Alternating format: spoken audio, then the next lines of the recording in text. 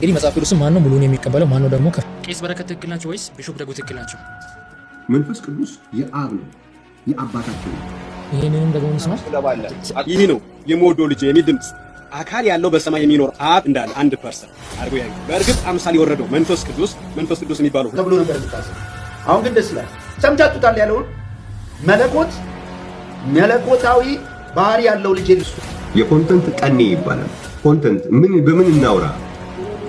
እዚህ ላይ ዩቲዩብ ላይ እኮ አጥብቀን አስምረን የምናየው ነገር አድምቀን የምናየው ነገር በዚህ መለኮታዊ ክንዋኔ እግዚአብሔር ተወለደ ማለት መጽሐፍ ቅዱሳዊ አይደለም አይባልም።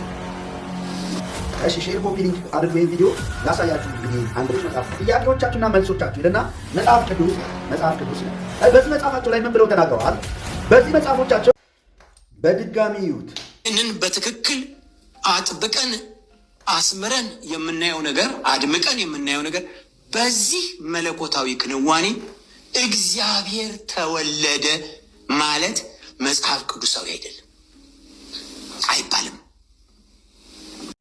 እሺ ሼር ኮፒ ሊንክ አድርጉ። ይሄን ቪዲዮ ላሳያችሁ። እንግዲህ አንድ መጽሐፍ ይህ መጽሐፍ እንግዲህ የኦንሊ ጂሰሶች መጽሐፍ ነው። ጥያቄዎቻችሁና መልሶቻችሁ ይልና መጽሐፍ ቅዱስ ይላል። በዚህ መጽሐፋቸው ላይ ምን ብለው ተናግረዋል? በዚህ መጽሐፎቻቸው እዚህ ጋር ይውላችሁ ጥያቄዋቸው ምን ይላል? ጥያቄ ስድስተኛ ጥያቄ ይላል ወልድ እንቅድመ ዓለም ከአብ ተወለደ እምድኅረ ዓለም ከማርያም ተወለደ የሚባለው እንዴት ነው? የሰው ሐሳብ ነው ወይስ በመጽሐፍ ቅዱስ ያለ ነው ተብሎ ሲጠየቅ መልሱን ይሁ እዚች ጋር ማቴዎስ 1 ከ20 እስከ 23 በእርሷ የተጸነሰው ከመንፈስ ቅዱስ ነው። ከእርሷ የተጸነሰው ከመንፈስ ቅዱስ ነው። በነቢዩ ከጌታ ዘንድ እነሆ ድንግል ትጸንሳለች፣ ልጅም ትወልዳለች፣ ስሙንም አማኑኤል ይሉታል የተባለው ይፈጸም ዘንድ ይህ ሁሉ ሆኗል። ትርጓሜውም ይላል እግዚአብሔር ከእኛ ጋር የሚል ነው። እዚህ ጋር ያችሁ ነው። ከዚህም ቃል እንደምንረዳው ይልና ሎክ እዚህ ጋር የተሰመረበት የተጸነሰውም የተወለደውም ራሱ እግዚአብሔር እንደሆነ ነው ይላል። አያችኋ ምን ያሉት ኦንሊ ጂሰሶች ምን ይላሉ? ቤተ እምነቱ በመጽሐፋቸው የተጸነሰውም የተወለደውም ራሱ እግዚአብሔር እንደሆነ ነው የምንረዳው። ከዚህ ይላል እደግመዋለሁ። የተጸነሰውም የተወለደውም ማን ነው? ራሱ እግዚአብሔር ነው። ከመንፈስ ቅዱስ ነው የተጸነሰው። ግን ከመንፈስ ቅዱስ የተጸነሰው ማን ነው? ራሱ እግዚአብሔር ነው። የተጸነሰውም የተወለደውም ይሉና ነገር ግን እንደገና ይላሉ ራሳቸውን በራሳቸው የሚደባደቡት ነገር ራሳቸውን በራሳቸው ይህንን በትክክል አጥብቀን አስምረን የምናየው ነገር አድምቀን የምናየው ነገር በዚህ መለኮታዊ ክንዋኔ እግዚአብሔር ተወለደ ማለት መጽሐፍ ቅዱሳዊ አይደለም አይባልም።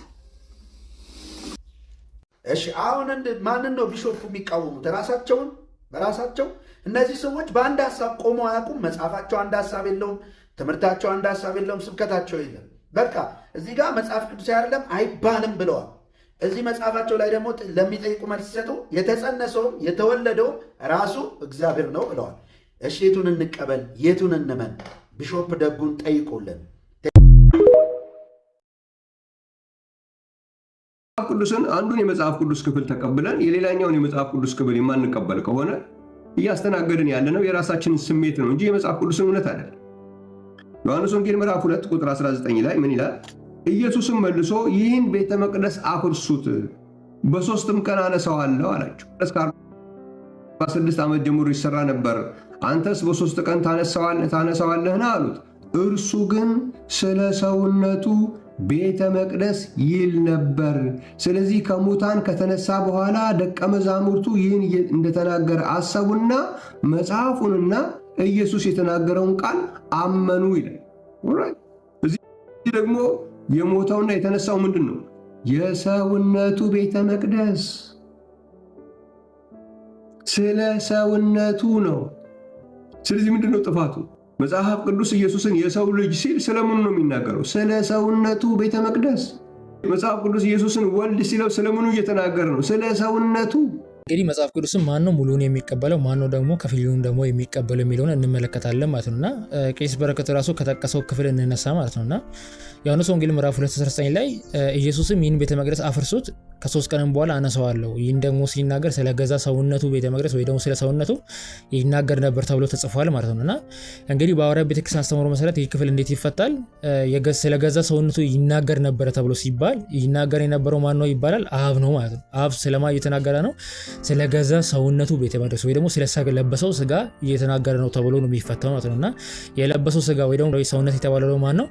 ወልድ ተብሎ ነው ማለት ነው የሚፈታው ማለት ነውና እንግዲህ መጽሐፍ ቅዱስ እንደዚህ አይነት ትምህርት እንደማያስተምር ማየት እንችላለን ማለት ነው። ያይዞ ምን ብሎታል? በዛው የሰው ልጅ ሲባል ደግሞ የስጋ ሰውነት ተብሎ ነው የሚታመነው ማለት ነውና መጽሐፍ ቅዱስ ደግሞ በዮሐንስ ወንጌል ምዕራፍ 6 ለምን ይላል? ኢየሱስ ሲናገር የሰውን ልጅ ስጋ ካልበላችሁ በራሳችሁ ምን የላችሁም ህይወት የላችሁም ብሎ ሲናገር ታያላችሁ ማለት ነውና እንግዲህ በሐዋርያት ቤተክርስቲያን አስተምሮ መሰረት የሰው ልጅ የተባለው ማን ነው? ወልድ ነው፣ የስጋ ሰውነት ነው። ስለዚህ የስጋ ሰውነት ምን እያለ ነው? የሰውን ልጅ ስጋ ሆኖ የሰውን ልጅ ስጋ ካልበላችሁ እያለ ነው። እንግዲህ ከመጽሐፍ ቅዱስ ጋር እንዴት እንደሚጋጭ ተመልከቱ ማለት እንግዲህ ይህን እንደያዝን ኢየሱስ ክርስቶስ በዮሐንስ ወንጌል ምዕራፍ 10:17 ላይ ምን ብሎ ነው የሚናገረው? ነፍሴን አነሳ ዘንድ አኖራለሁና ስለዚህ አብ ይወደኛል። ነፍሴን አስነሳ ዘንድ ወይ ደግሞ አነሳ ዘንድ አኖራለሁና ስለዚህ አብ ይወደኛል ይላል። እንግዲህ በዛ ክፍል ላይ ነፍሴን አስነሳ ዘንድ አኖራለሁና ብሎ የሚናገረው ማን ነው? ወልድ ነው። ምክንያቱም አብ ይወደኛል ብሎ ተናጋሪው አብ ሳይል አይደለም ማለት ነው። አብ ይወደኛል ብሎ የሚናገረው ማን ነው? ወልድ ነው። ወልድ ምን እያለ ነው? ነፍሴን አነሳ ዘንድ አኖራለሁና ስለዚህ አብ ይወደኛል እያለ ነው። እንግዲህ ወልድ የስጋ ሰውነት ከሆነ ስጋ ነው፣ ስጋን አስነሳለሁ ብሎ እየተናገረ ያለው ነፍሴን አነሳ ዘንድ አኖራለሁና ስለዚህ አብ ይወደኛል ብሎ የሚናገረው እንግዲህ ምን ያህል ከመጽሐፍ ቅዱስ ጋር የሚጣረስ ትምህርት እንደሆነ መመልከት ትችላላችሁ ማለት ነውና እንግዲህ መጽሐፍ ቅዱስ የሰው ልጅ ብሎ ሲናገር የወልድን አምላክነትንም ጭምር የሚያሳይበት ቦታ እንዳለ ከመጽሐፍ ቅዱስ መመልከት እንችላለን ማለት ነው። ለምሳሌ የሰው ልጅ የሰንበት ጌታ ነው ይላል። እንግዲህ የሰው ልጅ የሚባለው ምንድነው? በእነሱ አስተምሮ መሰረት ስጋ ነው። ስለዚህ የሰንበት ጌታ ማን ነው? ስጋ ነው እያሉ ነው ማለት ነው። ይሄ ደግሞ መጽሐፍ ቅዱስ የማይናገረው ሐሳብ ወይ ደግሞ የማያስተምሩ ሐሳብ ነው ማለት ነውና እንግዲህ መጽሐፍ ቅዱስ የሰውን ልጅ ስጋ ካልበላችሁ ሲል የሰው ልጅ የተባለው ምን አለው ማለት ነው? ስጋ አለው ማለት ነው። ስለዚህ ኢየሱስ ክርስቶስ የእግዚአብሔር ልጅ አምላክና ሰው ነው። ስለዚህ ዮሐንስ ወንጌል ምዕራፍ 2:19 ላይ ኢየሱስ ክርስቶስ ሰውም አምላክም በመሆኑ ምን እየተናገረ ነው? ይህን ስጋ አስነሳዋለሁ ወይ ደግሞ ይህን ሰውነት አስነሳዋለሁ ሲል ስለራሱ ስለ ወልድ ሰውነት ነው የተናገረ ያለው ማለት ነው። ስለዚህ የሰውን ልጅ ስጋ ካልበላችሁ ብሎ ሲናገር ወልድ ራሱ እንጂ አብ ስለሆነ አይደለም። ስጋ አይደለም ስጋዬን ካልበላችሁ ህይወት የላችሁም በራሳችሁ የሚለው ማለት ነው። ስለዚህ ኢየሱስ ክርስቶስ የእግዚአብሔር ልጅ ነው፣ ወልድ ነው ስንል የስጋ ሰውነት ነው፣ አብ የለበሰው ስጋ ነው ማለታችን አይደለም። ስለዚህ መጽሐፍ ቅዱስ በሌላ ስፍራ ምን ይለናል? ክርስቶስ በስጋ መከራን ስለተቀበለ ይለናል ማለት ነው። ስለዚህ ስጋ አይደለም በስጋ መከራን የተቀበለው የእግዚአብሔር ልጅ ኢየሱስ ክርስቶስ ሰውም አምላክም ነው ስንል አብም ወልድም ነው ማለታችን አይደለም። ወልድ ስለሆነ ነው። ወልድ ምንድነው? አምላክም ሰውም ነው ማለት ነው። ቄስ በረከት ትክክል ናቸው ወይስ ቢሾፕ ደጉ ትክክል ናቸው? መንፈስ ቅዱስ የአብ ነው፣ የአባታችን ነው። ይሄንንም ደግሞ እንስማ። አንተ ነህ ያላወቅኸው። መጀመሪያ አንድ ሰው እኮ በአንድ ሀሳብ ተስማምቶ ነው ሳይግባባ ኦኬ። እንግዲህ ሁሌ የሚናገረው ይሄንን ነው ስለ መንፈስ ቅዱስ ማንነት በሐዋርያት ቤተክርስቲያን በቀይሶች ደረጃ በምዕመን ደረጃ መስማማት የለም ብዬ የምለው ይሄንን ነው። ስለዚህ ቅድም የሰማችሁት ቪዲዮ ለምን ይላል? ቄስ በረከት መንፈስ ቅዱስ የአብ ነው ብሎ ነው የሚለው። የተለያየ ጊዜ ሰዎች ሲጠይቁም ስሙ መንፈስ ቅዱስ የአብ ነው እንጂ አብ ነው ብሎ አያምንም። እንግዲህ ያዲን ደግሞ ካያችሁ መንፈስ ቅዱስ ራሱ አብ ነው ብሎ ከኔ ጋር ሊወያይ ነበር የሆነ ጊዜ። መንፈስ ቅዱስ ራሱ አብ ነው ብሎ ማለት ነው። ስለዚህ ይህንን ደግሞ ሌሎቹ አይቀበሉ። ለምሳሌ ኤምጂ ወይም ምህረት ተክለማርያም ቢሾፕ ደጉ መንፈስ ቅዱስ አብ ነው ያለውን አልተቀበለችውም ማለት ነው። የአንቺን ሀሳብ ለመረዳት ቢሾፕ ደጉ ያሉትን አነሳው። መንፈስ ቅዱስ ራሱ አምላክ ነው፣ ራሱ አብ ነው ብሎ ያምናሉ። አንቺ እንደዛ ታምኛለሽ ወይ ብሎ ቢሾፕ ደጉ የጻፉትን ምናምን የምትለውን ነገር እራሳቸውን ሄዶ መጠየቅ ስለሚቻል አሁን እኔ እዛ ውስጥ አልገባም። እንግዲህ በቤተ እምነቱ በአስተማሪዎችም እንዲሁም ደግሞ በምዕመናን ዘንድ የተለያየ አመለካከት ነው። በቄሶች ደረጃ ራሱ መስማማት የለም ብለው በምክንያት ነው። ስለዚህ በመንፈስ ቅዱስ ማንነት ላይ የተለያየ ትምህርት ነው ያላቸው። የትኛውን የምንቀበለው? ቄስ በረከት መንፈስ ቅዱስ አምላክ ነው ብሎ አያምንም፣ እንዲሁም ደግሞ አብ ነው ብሎ አያምንም። እና ሁሌ የሚያስተምሩ ምን ብሎ ነው? መንፈስ ቅዱስ የአብ ነው ብሎ ነው እንጂ የሚያስተምሩ አብ ነው ብሎ አስተምሮ አያውቅም። ቢሾፕ ደጉ ምን ብሎ ያምናሉ? መንፈስ ቅዱስ አብ ነው፣ መንፈስ ቅዱስ አምላክ ነው ብለው ቃል በቃል አስቀምጠውታል ማለት ነው። በስጋ የተገለጠ አንድ አምላክ በሚለው መጽሐፋቸው ላይ ቢሾፕ ደጉ እንደዚህ በማለት አስቀምጠዋሉ ማለት ነው። ስለ መንፈስ ቅዱስ በገጽ 113 ላይ ክርስቶስ ከመንፈስ ቅዱስ እንደተጸነሰ ስለሚናገር አባቱ እግዚአብሔር አብ ራሱ መንፈስ ቅዱስ መሆኑን እንድንረዳ ያደርገናል ብሎ ጽፏሉ ማለት ነው። ስለዚህ መንፈስ ቅዱስ አብ ነው ለማለት ነው ያሉት። ሌላው ደግሞ መንፈስ ቅዱስ እግዚአብሔር እንደሆነ ራሳቸው አስቀምጠዋሉ ማለት ነው። ገጽ 117 ላይ መንፈስ ቅዱስ የሕይወት ውሃ ምንጭ ተብሏል። የወደደ ሁሉ እንደ እምነቱ መጠን ከውሃው እየጠጣ ምንጩ ሳይጎድል ወይም ሳይደርቅ ይኖራል ካሉ በኋላ የሕይወት ውሃ ምንጭ የተባለለት መንፈስ ቅዱስ እግዚአብሔር ራሱ እንጂ ሌላ እንዳልሆነ በኤርምያስ ምዕራፍ 2:13 ላይ ተጠቅሷል ብለው አስቀምጠዋሉ ማለት ነው። እንግዲህ የሐዋርያት ቤተክርስቲያን አማኞች መንፈስ ቅዱስ ራሱ አብ ነው፣ መንፈስ ቅዱስ ራሱ እግዚአብሔር ነው የሚሉትን የቢሾፕ ደጉን የዓለም አቀፉን ነው የምትቀበሉት ወይስ የቄስ በረከት ወይ ደግሞ የፓስተር በረከትን ነው የምትቀበሉት? ክርስቶስ በዮርዳኖስ ሲጠመቅ ከሰማይ ይህ ነው የምወደው ልጄ የሚል ድምፅ አካል ያለው በሰማይ የሚኖር አብ እንዳለ አንድ ፐርሰን አድርጎ ያዩትን በእርግጥ አምሳል የወረደው መንፈስ ቅዱስ የሚባለው ሁለተኛ አካል አድርገው ተጠማቂው ክርስቶስ ሶስተኛው አካል እንዳለ ያመለከታል ነው የሚለው 3% ብሎ ነው የሚወስዱት። እና ክፍሉ እንዲህ ነው ወይ የሚያስተምረው ፓስተር? ማቴዎስ ወንጌል ምዕራፍ 3 ላይ ያለው ድምፅ ከአብ መጣ አይልም፣ ድምፅ ከሰማይ መጣ ነው የሚለው። ብዙ ጊዜም ሳያተው ይሄው እኮ ልጄ ብሎታል ብላ እንደዛ ብቻ አይደለም ያለው፣ ይህ የምወደው ልጄ ነው ያለው። አይው እዛ እየተጠመቀ ያለው አካል በጥምቁ ዮሐንስ እያጠመቀ ያለው ያ አካል ነው የእግዚአብሔር ልጅ የሚባል። ስለዚህ እግዚአብሔር የምወደው ልጄ የሚለው መለኮትን አይደለም፣ መለኮት የመለኮት ልጅ አይደለም። መንፈስ ቅዱስ ራሱን የቻለ ሌላ አካል ቢሆን ሰማያት ተከፈቱ የሚባል ነገር ለምን ይመጣል? ይው በሁሉ ቦታ ከሚኖረው ከአብ ነው መንፈስ ቅዱስ ነው። ድምፁ ከወጣበት ነው መንፈስ ቅዱስንም የወጣው። ኦንሊ ጂሰስ እንደ ዘንድሮ በአደባባይ ተገልጠውና ማያውቃቸው ሁሉ አውቋቸው ስቆባቸው አያውቅም። እስካሁን በጴንጤ ስር ተሸሽገው ተደብቀው ምናቸውም አይታወቅም፣ ጴንጤ ነው ተብሎ ነበር የሚታሰቡ። አሁን ግን ደስ ይላል። ሰምታችሁታል ያለውን መለኮታዊ ባህሪ ያለው ልጅ የለውም፣ ስጋ ነው፣ በድን ነው ልጁ። እዛ ጋር የሚጠመቀው አብ በሱ በሁሉ ቦታ የሚገኝ ስለሆነ ውስጡ ስላለ ነው ህይወት ያለው እንጂ በራሱ ሕያው አይደለም፣ ፐርሰን አይደለም፣ እኔነት የለውም። የእግዚአብሔር ልጅ የእግዚአብሔር ልጅ ካላችሁ ስጋና አጥንት ማለታችሁ ነው። ቱታ ነው የሚለውን አስረግጦ ይነግረናል። በደንብ ነው ክደቱ ነው ኢየሱስን የሚክድ። መጽሐፍ ቅዱስ ግን ምን ይላል ለብለን እኒ መጽሐፉ ግን እንዲህ ይላል፣ በመጀመሪያ ቃል ነበር፣ ቃልም ከእግዚአብሔር ጋር ነበር፣ ቃልም እግዚአብሔር ነበር። ከእግዚአብሔር ጋር ያለው ቃል ማን ነበር? እግዚአብሔር ነበር። ኦኬ እሺ እንቀጥል። ቁጥር 18 ላይ ይወርድና ከቶውኑ እግዚአብሔርን ያየ ማንም የለም፣ ነገር ግን በአብ እቅፍ ያለ አንድያ ልጁ የሆነው አምላክ እርሱ ገለጠው። የአብ አንድያ ልጅ ከእርሱ ጋር የነበረው አንድያ ልጅ አምላክ ነው ይለናል ዮሐንስ በቁጥር 18 ላይ። እንቀጥል።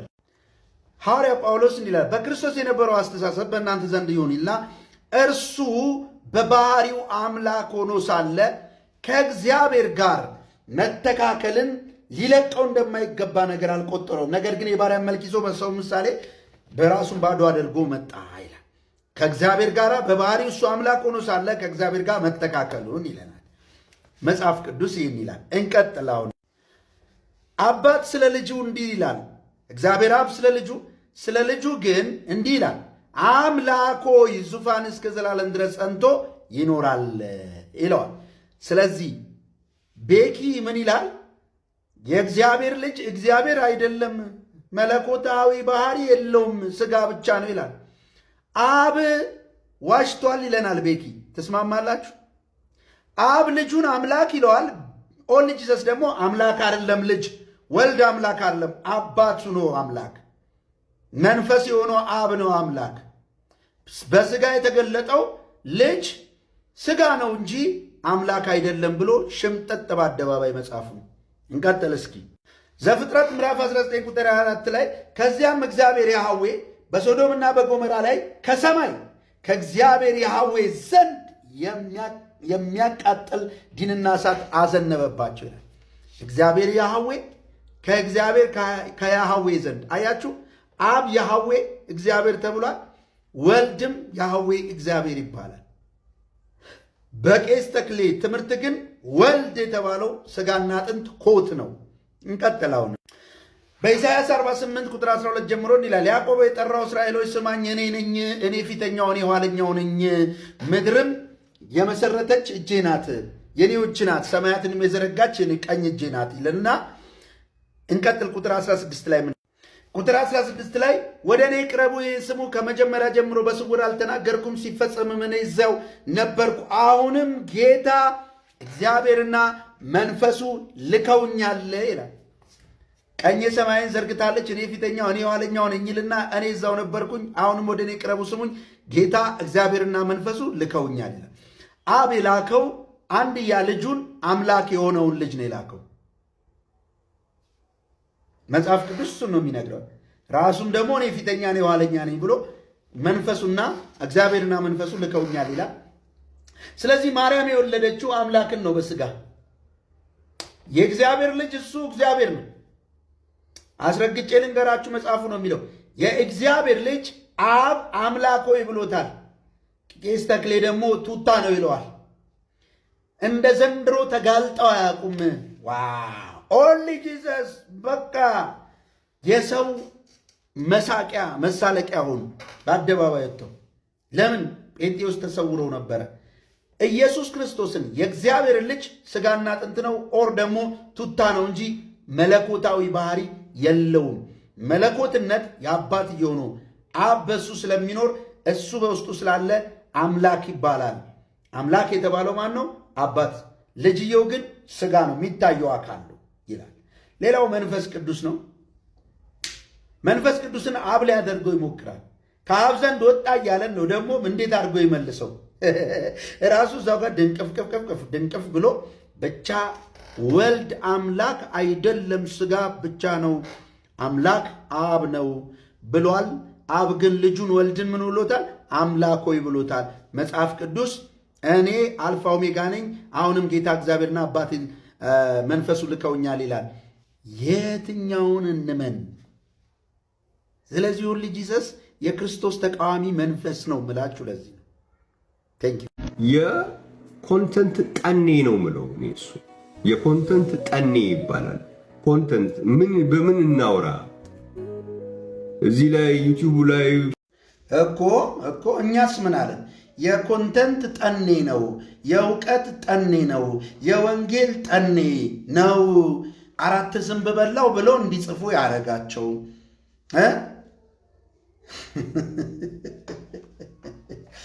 ቱታ ነው እንዲሉ ያደረጋቸው የኮንተንት ጠኔ ነው እኮ ነው ያልነው እኛ። አንተ ለወንበራቸው የሰገድከው የኮንቴንት ጠኔ ነው። የሚሰገድለት ለአንዱ ለእግዚአብሔር እንደሆነ ጠፍቶብህ ነው። እኛ ምን አለን ታዲያ? ይህ ሁሉ ተረት ያወሩት የኮንተንት ጠኔ ነው። ወንጌል የላቸው የሚሰብኩት ስለሌለ ኢየሱስ ቱታ ነው፣ ኢየሱስ ቱታ ነው ይላሉ። የኮንቴንት ጠኔ ነው። ልክ ነህ። እኛ ምን አለን ታዲያ? ቄስ ተክሌ የኮንቴንት ጠኔ ነው። ይህን መጽሐፍ የጻፉበት ምክንያት ነው ያልነው። ይህን ነው በቃ የተናገርነው።